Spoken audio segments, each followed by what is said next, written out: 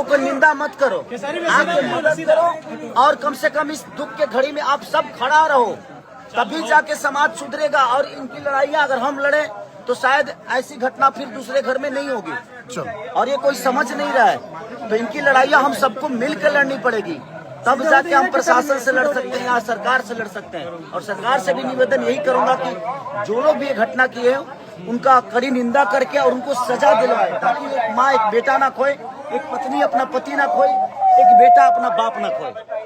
और समाज बेहतर इंसान को खो देता है और किसी को कोई चिंता नहीं होती। बस सरकार से यही अपील है मेरी। क्या कहेंगे, इस परिवार पर दुखों का पहाड़ टूटा है, इकलौता बंटी यादव कमाने वाले थे। मैं वही कह रहा हूँ कि भाई जितने भी समाज के ठेकेदार हैं, चाहे वो कलाकार हो या नेता हो, आकर कुछ भी मदद कर दोगे ना, कम से कम 200 कलाकार होंगे, 200 कलाकार होंगे। अगर लाख लाख रुपए भी इस परिवार को दे देंगे तो इन बच्चों का भविष्य उससे तय हो सकता है यार।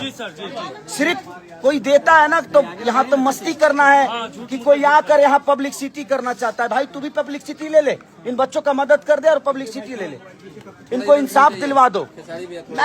मैं इसीलिए कहीं जाता हूँ आता हूँ, लेकिन मुझे भी निंदा किया जाता है। देखिए घटना इतना दुखद है कि आप सोच नहीं सकते, किसी को उठाकर हत्या कर देना। सरकार चुप है, सरकार अब उसी आदमी को दोषी ठहरा रही है कि इसके द्वारा कहा जा रहा है कि शराब तस्करी में बंटी यादव शामिल था, आपसी विवाद था, इसलिए भाई यहाँ रोज शराब तस्करी हो रहा है, रोज।